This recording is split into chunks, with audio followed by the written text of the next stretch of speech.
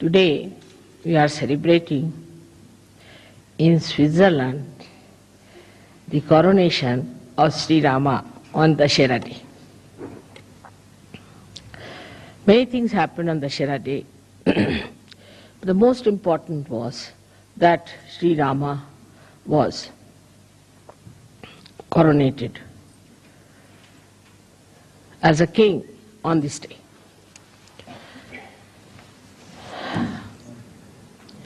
He also killed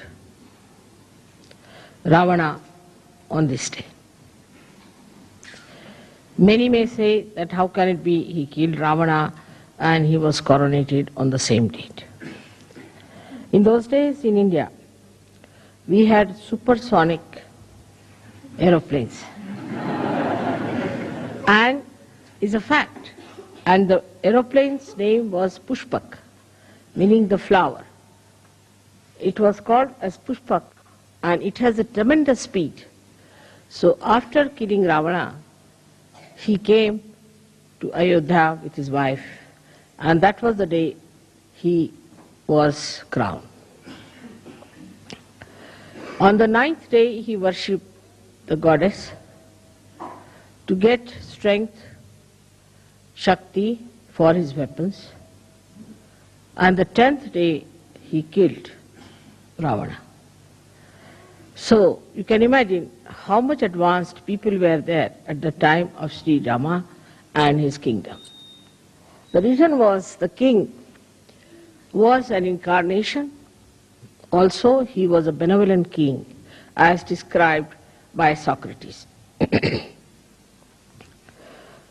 Shri Rama's story is very interesting throughout, and we have now a beautiful series about him done by our television in India, which is sold for a very good price.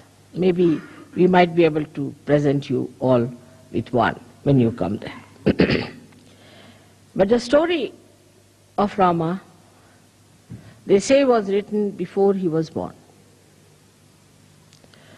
Even before there was any inkling of it, the seer Valmiki wrote the whole story of Shri Rama. Shri Rama's birth and all that are brought forth by the Agni, the fire. And he was born in the dynasty of the Surya, is the sun.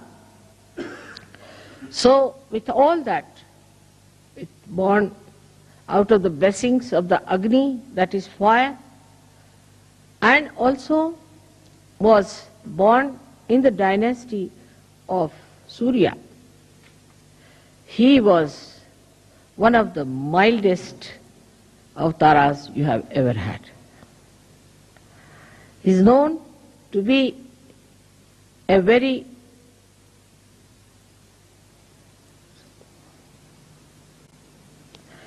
English language, formal person, in the sense, Sankoch, that he would go to any extent to bear upon himself the problems than to tell others to do something. We still had many people in India like that. Like we had one Prime Minister, Lal Bahadur Shastri. And if he was sitting in the room and there are people sitting and the electricity was on somehow, say by light or something, and he wants to put it off, he would not ask anyone to put it off. Slowly he'll get up from his seat, walk up to the switch and just put it off, so that he shouldn't ask for it. This is one of the greatest quality of Shri Rama, that he would not make anyone do anything for him or order anything or would use someone for their purpose. See, he was the blessing of fire and born in the Surya, But what we find, those people who are born maybe in very lowly families, in the negative families, the left-sided as you can call it, with all kinds of problems, have a terrible agya and a terrible surya in them. The person who is born in the surya has to be extremely humble. He is the one who shows that nothing can affect, nothing can make him feel that he is something great. Now, when we see his life further, he was a very humble man. We've seen now people who try to despise others. I don't like you. I don't like. It's not good. It's very difficult. It's a sign that such a person is extremely low in character. Has no character at all, but is low in character. Anybody who has any character is shown by the tolerance he has of other people.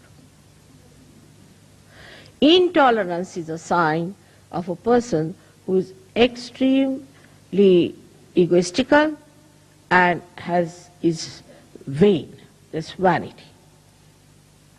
Shri Rama was so much loved by the people where he ruled in that state, and he had the most beautiful wife of the most venerated father Janaka, and who was the beloved son of his father.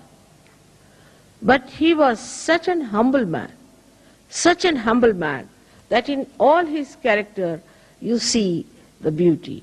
Like he was going by a little boat when he went for his exile. And the one who was taking him was an ordinary boatman.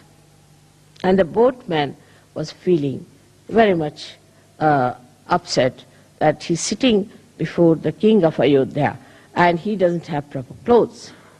So Shri Rama, who was himself was wearing nothing but valkalas, are the clothes which are worn by the village people or worn by the people who live in the primitive areas, only kind of leaves that they have.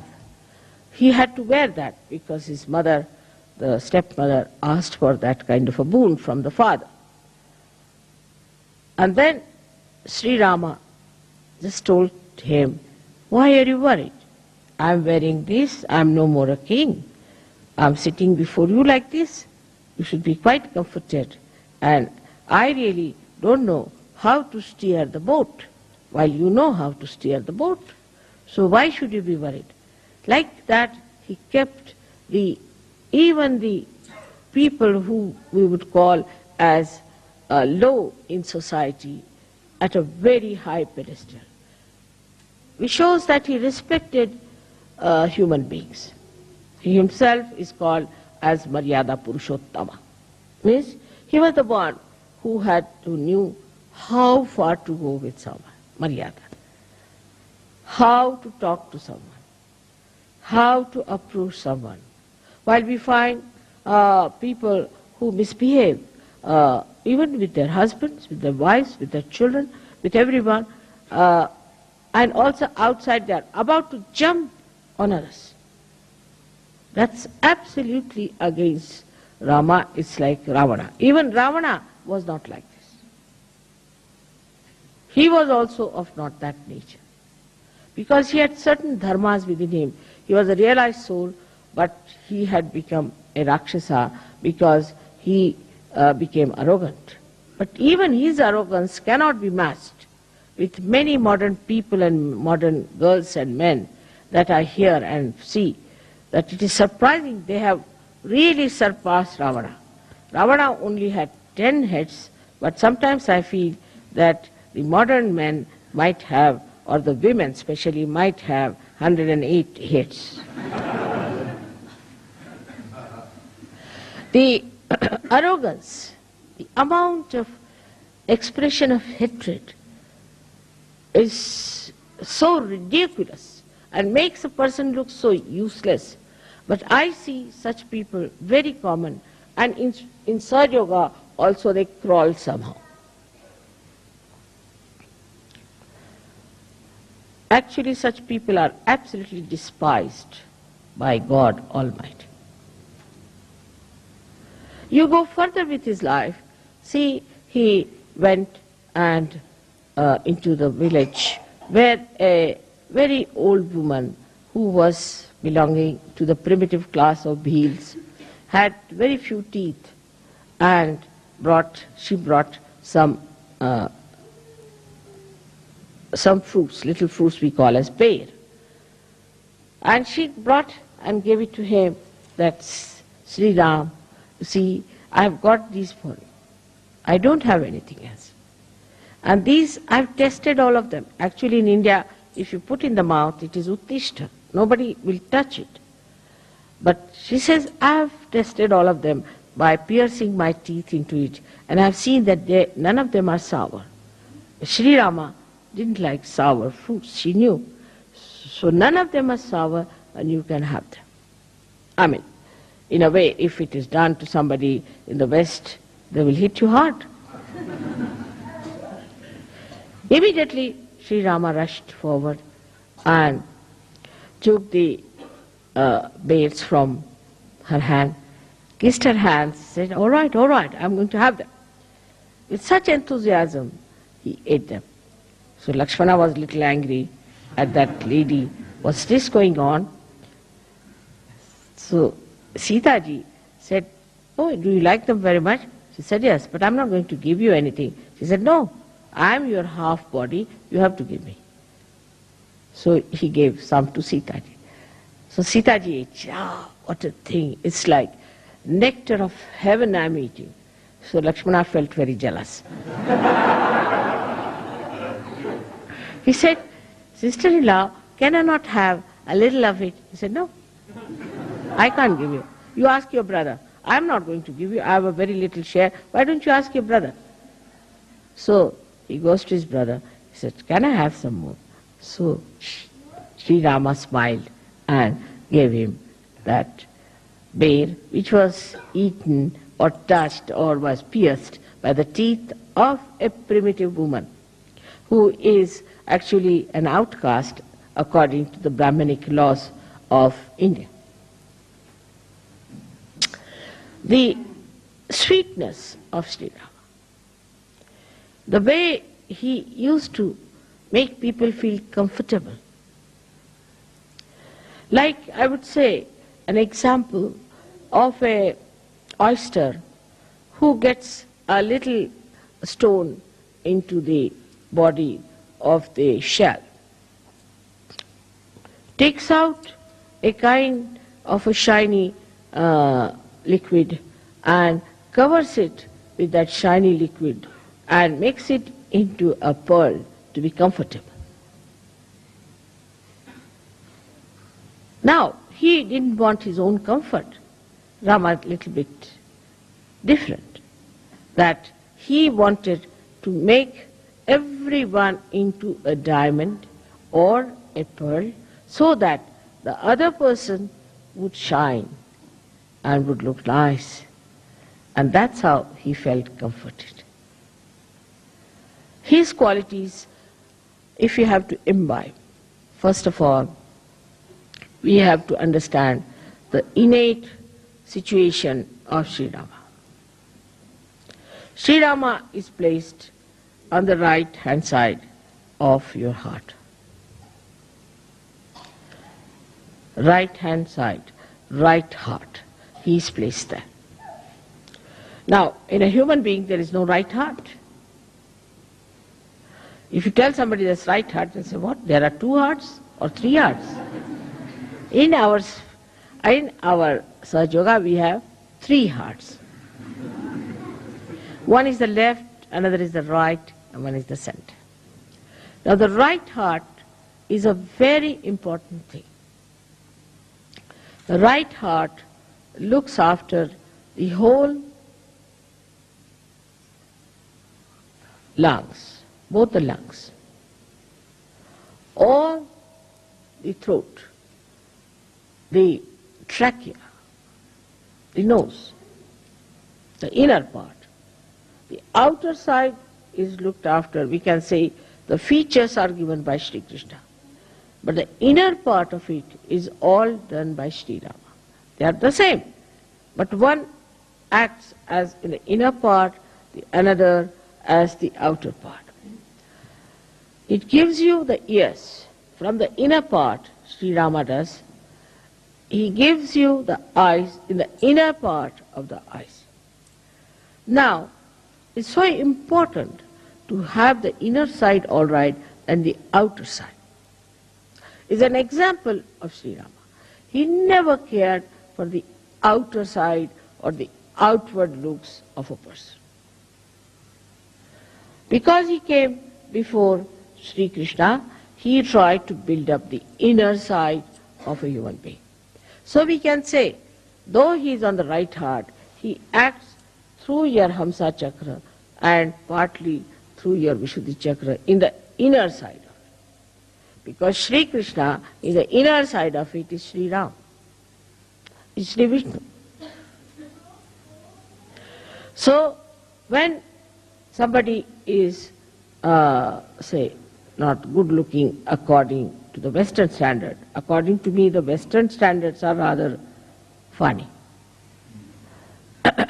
Because Western standards don't look like, neither like Krishna or Sri Rama.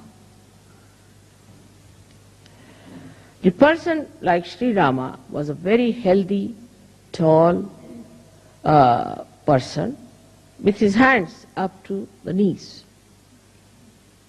Ajanubhav. He is the one who has Ajanubhav.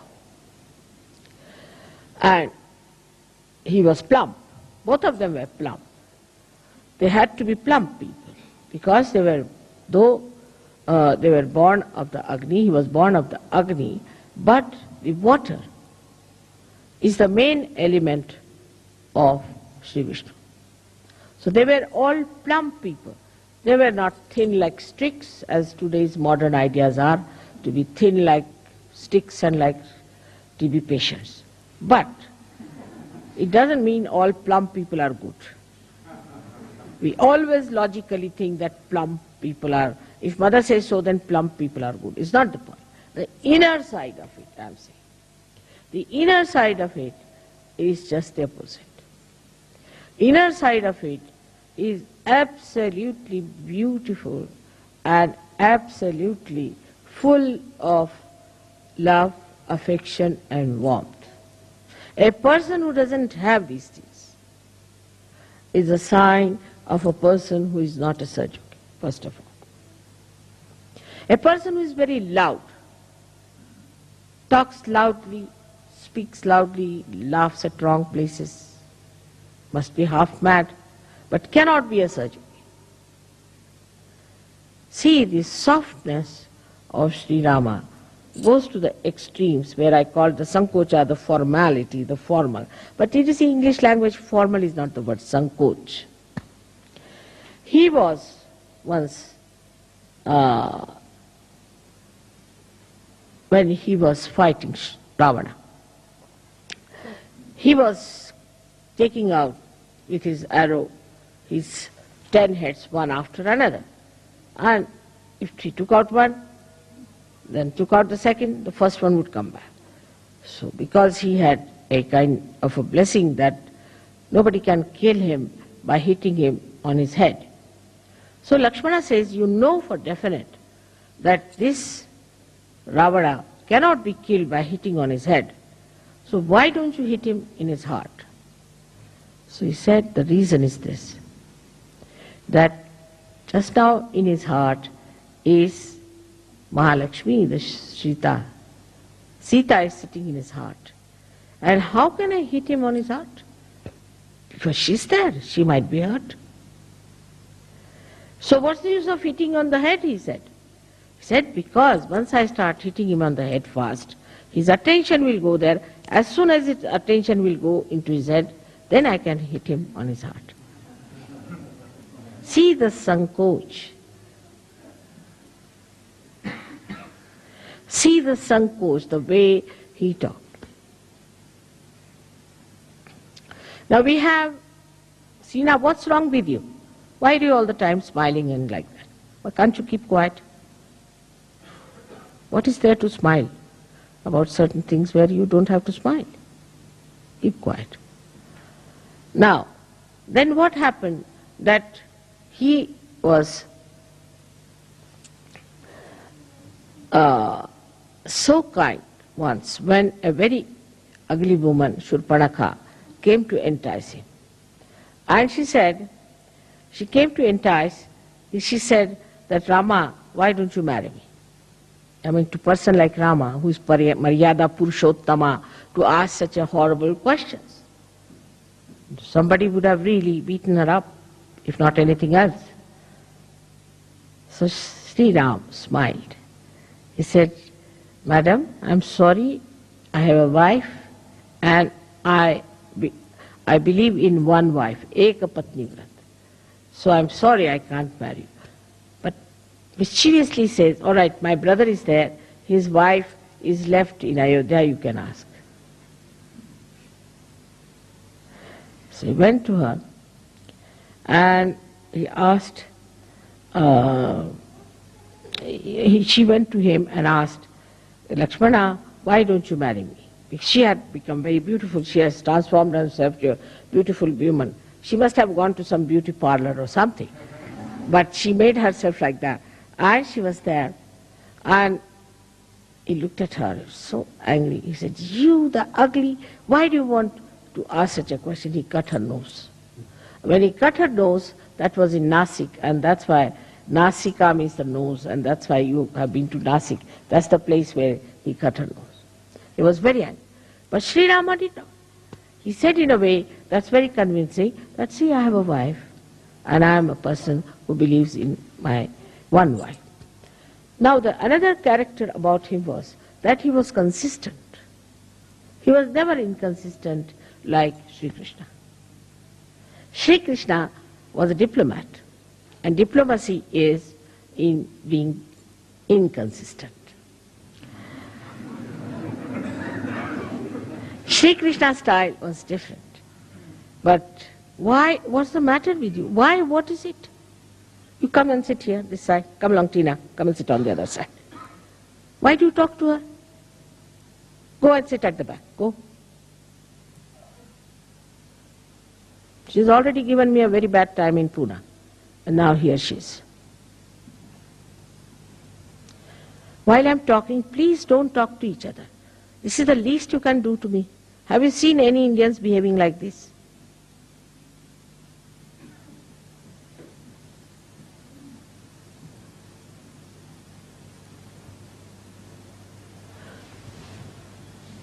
It's very disturbing.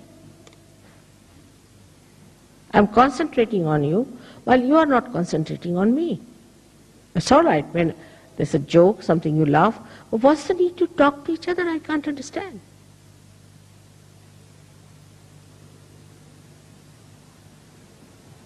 All right. Sorry, I had to say that. You see, at the time when I'm discussing Shri Rama. Shri Rama would not have said that. But in Sahaja Yoga, you can't carry on like Shri Rama. Sometimes you have to be like Parshurama also. Otherwise things don't work out.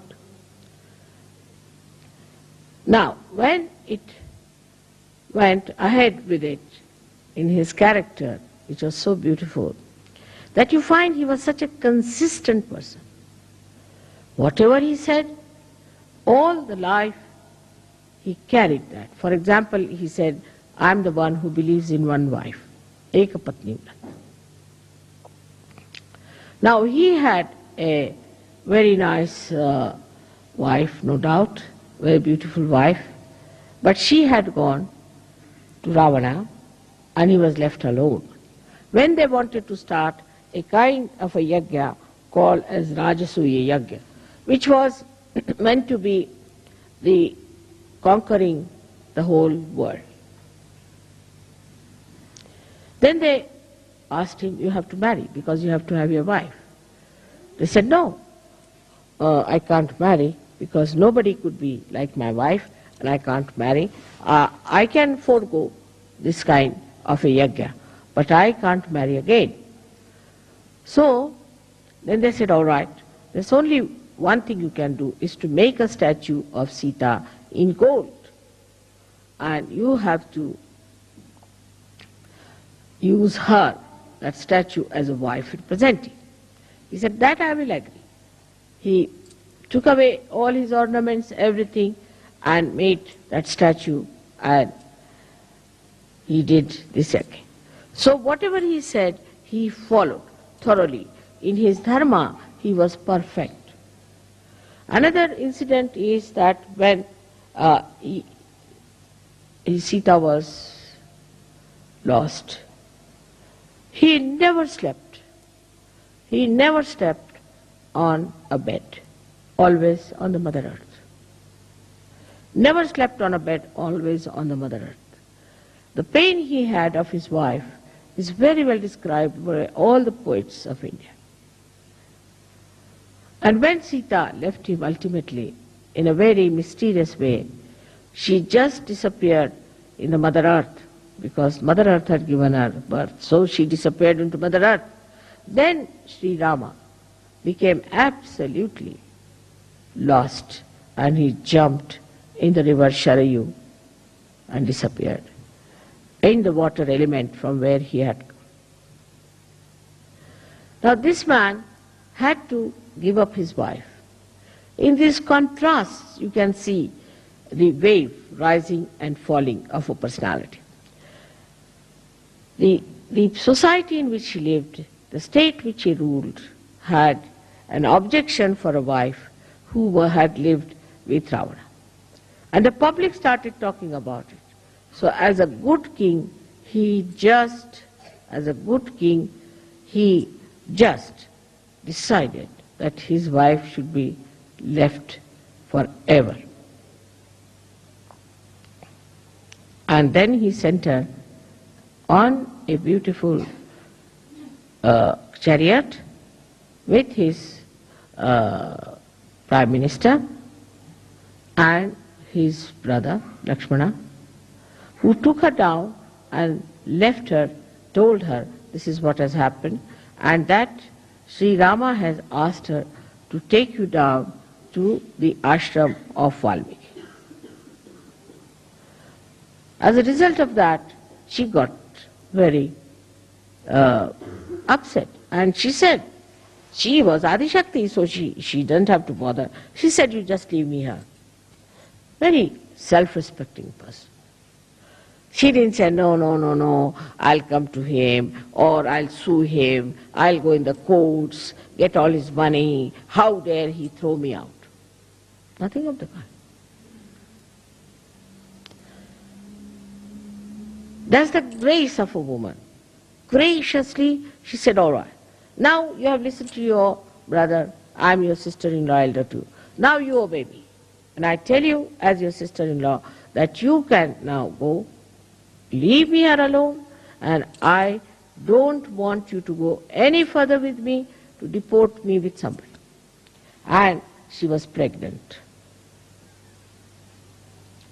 Here if it happens, of course, horrible things can happen. But in India, if such a thing happens, the wife will kill herself, or she won't be able to bear it. I think both things are just the same in escape. If there's no aggression, then there is recession. But she said, no, I have to give birth to these two children. I can look after myself. All right, graciously he's done it, I have nothing. And please tell him not to worry about me. And she told Sri Rama, Sri Lakshmana, that all right, you look after him. That's all I want. And she told the chief minister, the mantri, that you must look after the kingdom. See the dignity, see the balance, see the character, the personality of Sri. He was called as Maryada Purushottama. And look at his wife. She was equal to him in every way. When she was kept by Ravana. Ravana was so frightened of her Shakti that he would not touch her. He used to frighten her. Say, I'll do this to you, the women of India, I'll do this to the women of the world, I'll do that kind of a horrible thing, I'll take another birth, I'll misbehave. She said, do what you like. You cannot touch me. He could not touch her hand. He was so frightened. And when Hanumana brought the ring of Shri Rama and presented to her and said that this is the ring of Shri Rama. She said, yes, I know. How is he? He said, all right. All inquiries she had about herself. So he said, Mother, I can take you on my back. I can easily take you. You come on my back and I'll take you. She said, no, I won't go with you. It's Shri Rama who is a brave king. He should come himself, fight this Ravana, kill him because he is evil. And then I will go with him with all the glory. She was not frightened of anything. For her the important thing was that Ravana should be killed. He is evil and he should be killed by Rama. Such a great courage for a woman. Both sides, if you see, you'll be surprised that how a woman's character is such a powerful thing. It's not a reactionary thing. My husband is like this, that's why I'm like that. Or my husband doesn't do this for me, that's why I'm like that. My husband has gone away, so I'm finished. What am I to do without my husband? Nothing of the kind. She stands on her feet. She said no to Hanumana, and she stands on her feet and she says, when Rama will come and kill this evil and remove this evil from this earth, then only he can take me with him. I won't go with you. I won't escape. I won't run away. Nothing. I am going to face it myself here. For a woman, it is too much to say, to be imprisoned in a horrible person's jail or in a place which is so dangerous for her. To say that I won't go. Whatever you may try, whatever tricks you may try, whatever you may say, I won't go. Just imagine. And Ravana was such a horrid fellow. He did all kinds of things to her, but she kept absolutely calm and quiet, waiting for her husband to come back. Can we think of such women in modern times? So satisfied with themselves, so much in balance, so much full of confidence and strength. This is the message of Sita's life. The benevolence of Shri Rama was shown when he started ruling the people. He was the one who cared for the needs of the people. For him, it was important that the people whom he ruled should be happy and joyous. He looked after them with great love. He had 2 sons whom he looked after for a short time because they were lost with the mother, Sita, and they are the ones who found him out in a way that Valmiki taught them how to sing the Ramayana. And they went to Ayodhya and sang the Ramayana. Rama went with them, and one day in one of the yagyas, when they caught the horse of Shri Rama, Hanumana found it impossible to fight those 2 boys, and he couldn't understand. Here now, the character of great Hanumana one has to describe. He went and told Shri Rama, I can't understand these two boys, I can't face them, I don't know who they are. So, Shri Rama went there. And these boys were standing with their arrows. Then Shri Sita appeared before them and she said, you cannot fight, he is your father. This made Hanumana realize it. And he said, all right, I can fight Shri Rama now. Why did he leave you like this? See the sweetness of Sri Hanumana, who was such a great devotee of Shri Rama, could see that he has done injustice to my mother, and he stood for that. It's very sweet of Sri Hanumana to do that. Hanumana is, as you know, is the angel Gabriel, who is innocence, simplicity and dynamism. His dynamism was such that as soon as he was born, he said, better eat this sun because the sun is scorching the people in India. So he went and gulped down the sun.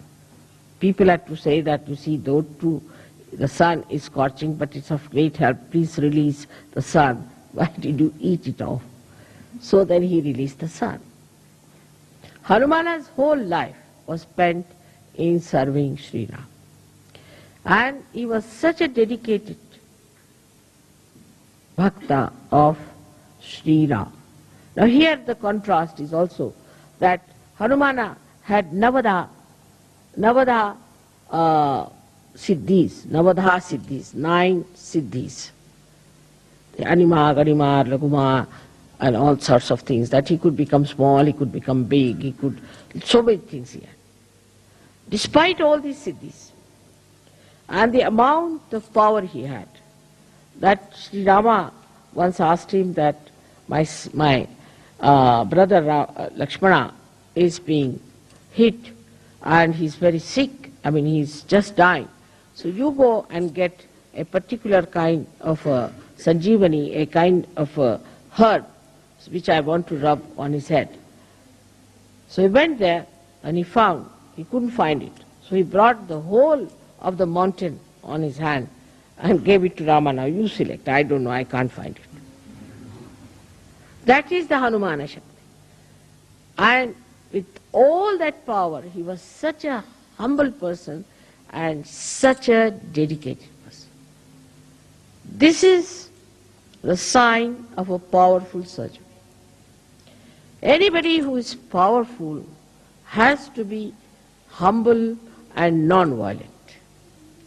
Mahatma Gandhi used to say that what is the non-violence of the weak?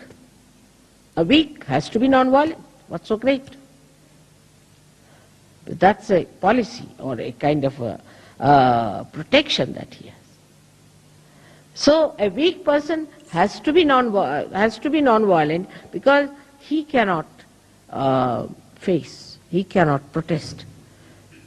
But non-violence of the powerful is the sign of real non-violence. Those who are powerful, if they are non-violent, that means they are quite confident of their powers. Those people who are confident of their powers, why should they aggress others? They just stand. All right, come along. What do you want? Even saying that, people run away. So those who are violent, angry, hot-tempered, jump at everyone, torture everyone, trouble everyone, are the people who are very weak-charactered. Their character is weak. If their character was all right, then they would not have done all these things. That's the sign of a person who is either possessed and under the influence of the possession, he's doing that, or he's too weak and he's possessed by his anger because he doesn't have that much power to bear anything. The most powerful thing is the Mother Earth, because she has the power to bear. The one who has the power to bear is the powerful. The one who does not have any power to bear, I can't bear, I don't like, I did. Such a person is a useless thing for this earth, and sometimes I feel why God created them. It's a headache to have a person around you. I can't eat this, I don't like this, I did. Then why are you here? Nobody likes you either. No one likes such a person, and that's why that person is always, I don't like this, I don't like that. So the power of a person lies in bearing things. How much you can bear, how much you can undergo without feeling it. Like you are, say, in the jungle, you are happy. If you are in a palace, you are happy. If you are with this color or that color, if you are with this race or that race, if you are with this kind of life or that kind of life, you can bear it. And that bearing power gives you the caliber to have Sahaja Yoga. It's not that this is shown, it's not that is being suffered. Don't have to say, I suffer being like this. No, you don't suffer. It's just by the way. For a person who wants all the comforts, a person who wants to live with all the luxuries, but not with any kind of defects or any deficiencies, is a person, is a beggar, I would say, in every sense of the word. I mean, best things to get rid of problems is not to have them. In the sense, now I don't drive, so I have no problem of driving. I never telephone, so I don't have problems of telephones. I don't go to the banks, so I don't have problems of the banks. The best is, I don't have any income, so I have no problem of income tax. Whatever bothers you, you just don't have it. Why do you want to have it? Have it and then bother about it. It's very funny that you can get rid of anything that bothers you very easily in this world, so you need not have that kind of a thing on your head. But when the word problem, especially in the European community, problem is a very common word. But in English language we never learned this word, problem. You see, only the problem was used when we were studying geometry. Geometrical problem. But we never knew there's a problem in life. Later on, when I came in contact with European community, they'll say, there's no problem. This is the problem. At least in one day, 100 times, they say problem word. So, for a problem, the solution is not to have that thing which gives you problem. You can give up anything. Anything that you want, you can give up if you know how to detach yourself from that. Many people come and tell me, Mother, we have an ego. That's the problem. I said, then give up. I mean, it's simple. Why do you have it? As if, you see, they want to say that we have trouble with this thing, but still we are clinging on to it. Like we are afraid of a crocodile, but we want to put our foot into the mouth of the crocodile. And we have a problem that our foot will be eaten up by the crocodile. Now give up. But they will search out a crocodile, open the mouth and put the foot in it. And then come to me and say, Mother, we have a problem. My foot is in the mouth of the crocodile.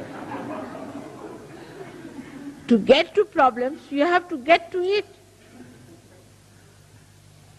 But without getting to it, how will you get a problem?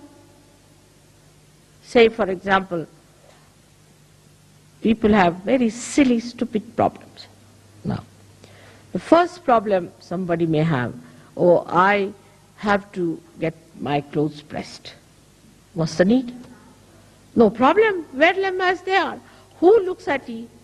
You see, there are all the people who have pressed clothes, doesn't matter what is there if it is not pressed. It's a problem for them. It's silly things like that. You see, very silly things. But the greatest problem I think you have is your watch. In Switzerland, I shouldn't say so.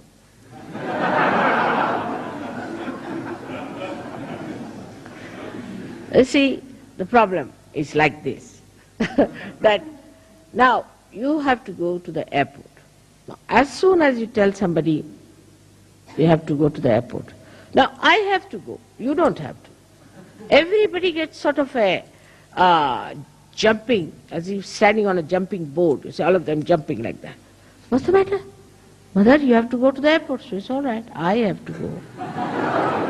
What's wrong with it? It's a problem. I said, what's the problem? I have to go. You just know that you don't have to go at all. You don't have to come to the airport.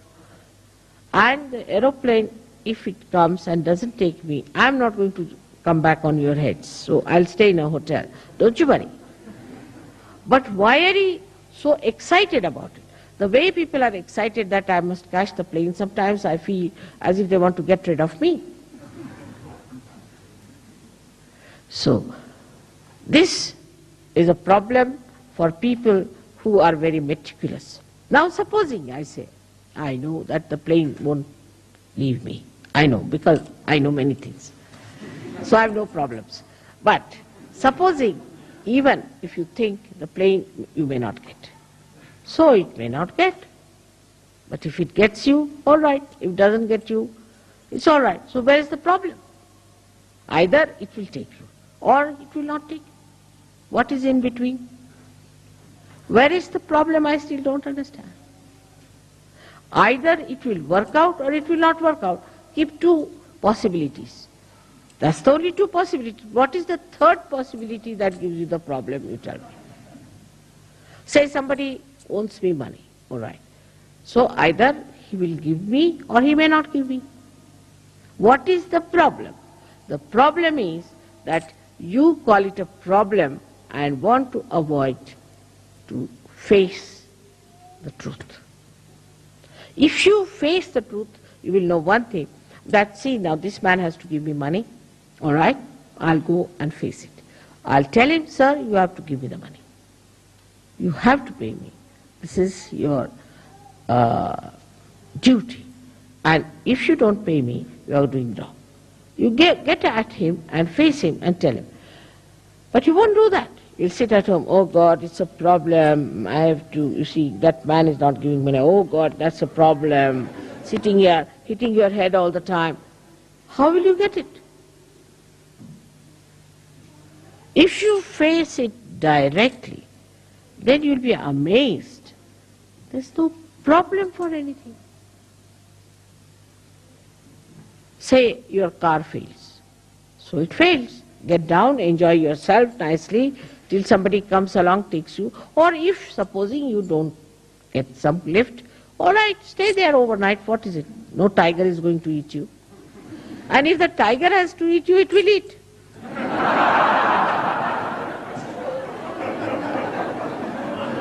Where is the problem? Still I can't see.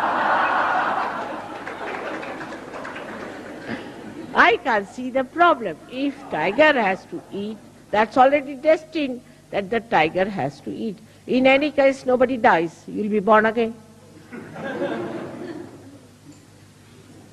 If you look at it from that angle, then you'll be surprised. Most of the problems do not exist. They are like bubbles, created by our own thinking, the waves of our thinking. This is the problem, that is the problem. Like today they said there is no hall on such and such date, all right. Where are you having the hall? There. If there's no hall, let us have it in the open. So to make the best of it is the way Shri Rama shows you. Now, what is the way he has helped us? Let us see. Shri Rama, by his character, by his balance, his peace, and his mildness and his sweetness, has shown us how a king should be a benevolent king, and at the same time a very loving husband and a loving father and a person in dharma. But apart from that, he went down to Maharashtra. He arranged all these things so that he could walk down to Maharashtra bare feet to vibrate the land. Because Sahajogis will be going one day to Maharashtra, and the Maharashtra has to be a vibrated land.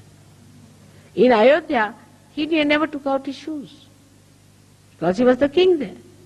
But when he went, and Sri Sita, both of them, when they went to Maharashtra, they took out their shoes to vibrate it. On his way, he saw a big stone, which was nothing but a lady, cursed to be a stone, Ahilya, and he made her, just by touch, she again came back to life. Like that, one after another, he was just, by the way, as if was doing, but that was the purpose of his life, to go there. And that has helped. A very great achievement within ourselves is the Shri Rama. Shri Rama stands for the pranavayu, is for the vital air that we drink, that we take in, for the vital air. And that vital air, when it gets heated up, we have to know that we are not anymore with Shri Rama. It has to be the cool air, should blow through your nose and your mouth. I don't know about you people, it happens with me all the time. When you are angry, the nostrils go up, swell up, and the hot air, the hot words and everything hot, the heated eyes and everything goes up like that, curled up, and you become ferocious Ravana, because you have forgotten the beauty of the nature of Shri Rama. What has he done to our centered heart is the greatest thing, that he has given you a fatherhood within yourself. Because Shri Rama represents the fatherhood. Now what sort of a father you are, you have to decide. Those people who are not good fathers develop problems of the right heart.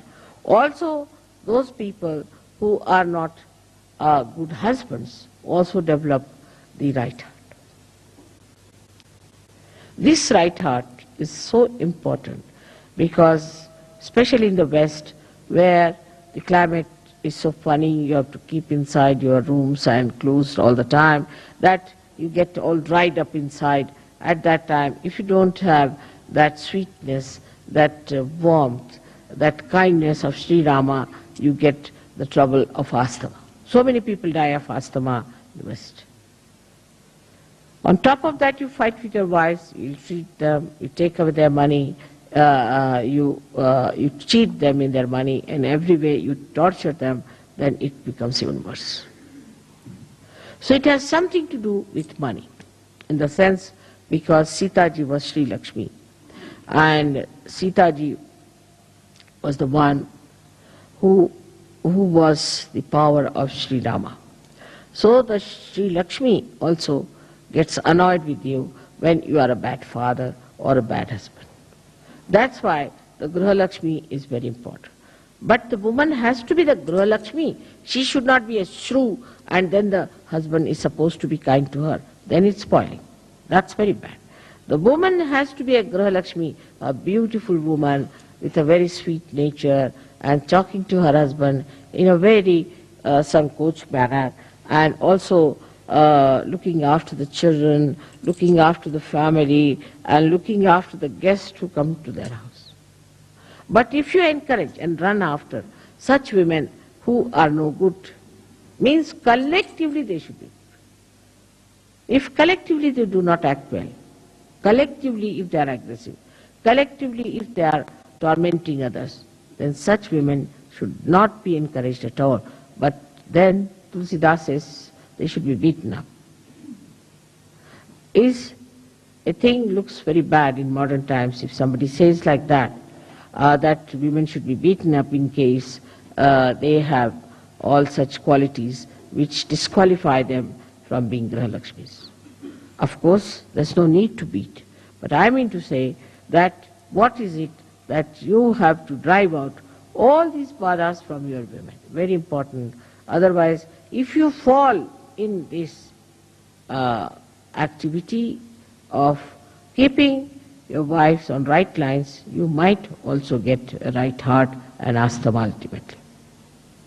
Because your wife and you are part of the society.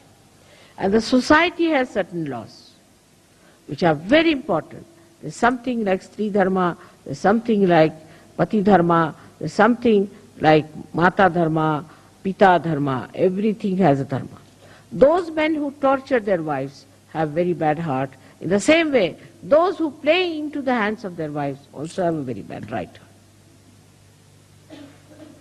You have to be in the balance. You are the husband and she's your wife, and both are responsible for keeping a very good family relationship.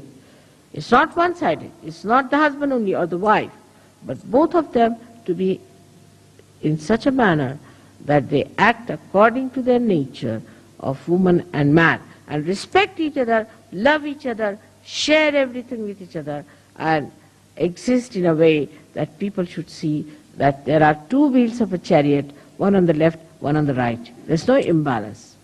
They are equal but not similar, as I have told many times. Now in the case of Shri Rama, he left his wife. When it came to Sita, she left him too. But she left him as a woman would leave, and he left her as a man would leave. She also left him. But in a way that is suitable for a woman to do. And he did it in a way that is suitable to a king. In the same way, a woman, when she acts, she has to act like a woman. The same thing she may do as the man does, but she has to be a woman, or a man has to be a man. So that's the Maryada Purushottama. Is the one who is the highest among all the men, with his all the Maryadas, all the boundaries that he observes. The boundaries are such that you do not try to overpower others, or you do not try to take their seats. For example, I've seen those who are aggressive also show up in our programs. They will be the first before me. They will be, as soon as I open the gates, they will be somewhere there standing. They will be the first in everything. That's not being Maryada. You should be at the back end. Should be, there are leaders you have got, they can sit in front. Try to be on the back. I want to be first. Then I've said once, first of the first.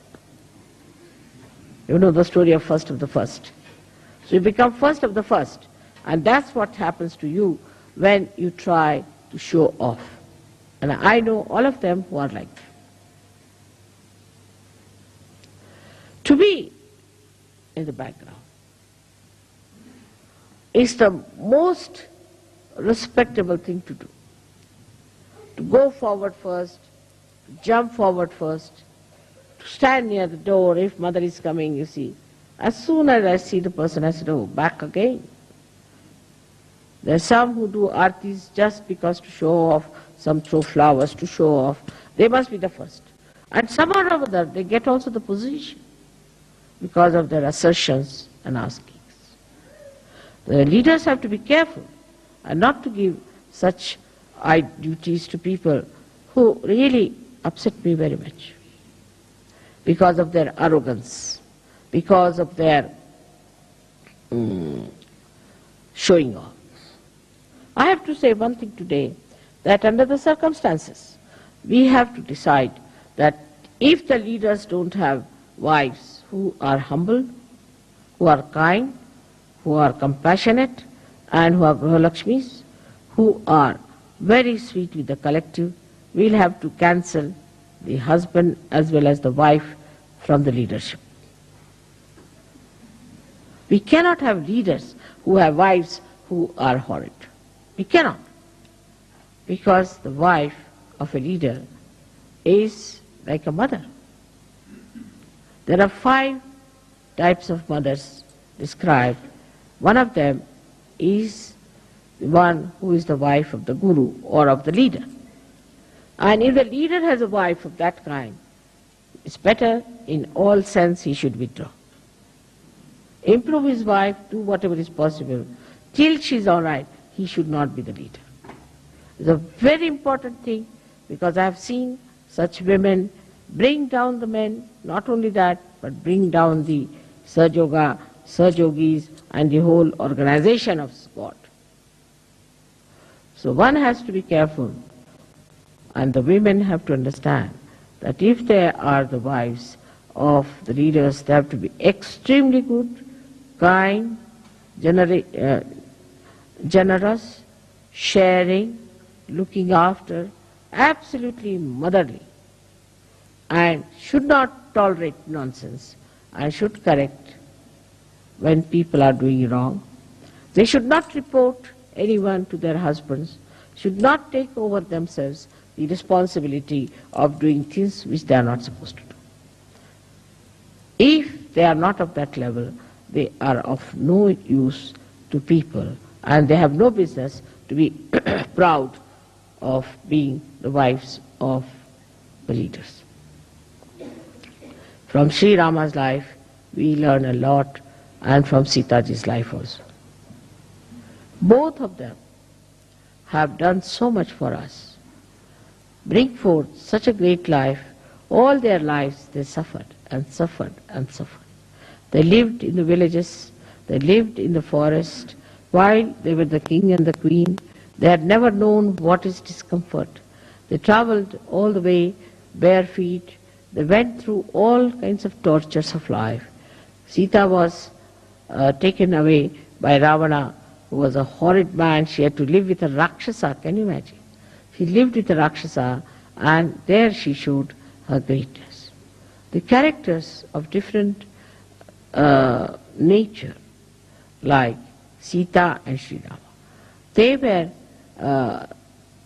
showing the complementary attributes that they had, very complementary. And if that is so, then the husband-wife's relations are beautiful in Sahaja. That's the way it should be. I find some people are very nice. Some leaders are extremely nice, but wives can be very hard, can be very stiff, or could be very mischievous, could be troublesome, selfish.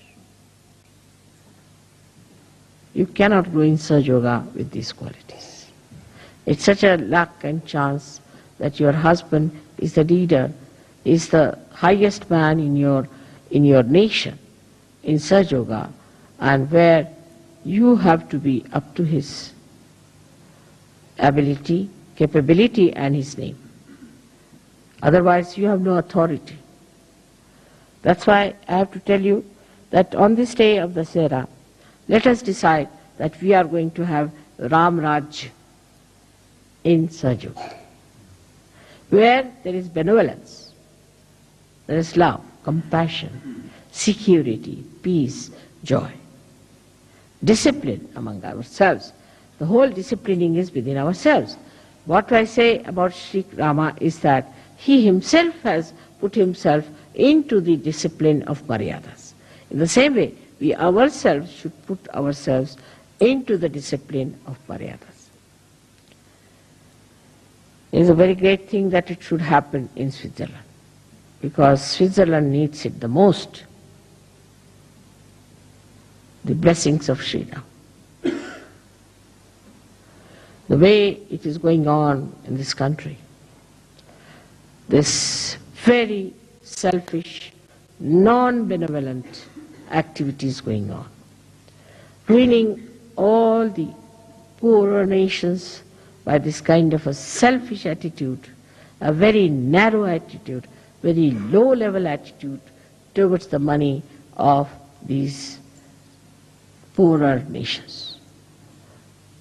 Is important, very important for us today to pray for the emancipation of the hearts of those people who are just butchering. In these modern times, you don't have wars. But financially, they are butchering people.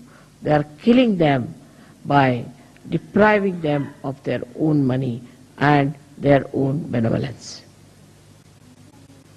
So, if Ram Rajya has to come, then Rama is to be born in the hearts of people who are at the helm of affairs. And that's how we have to pray to Shri Ram that be kind and compassionate so that you could be born into the hearts of these people. May God bless you.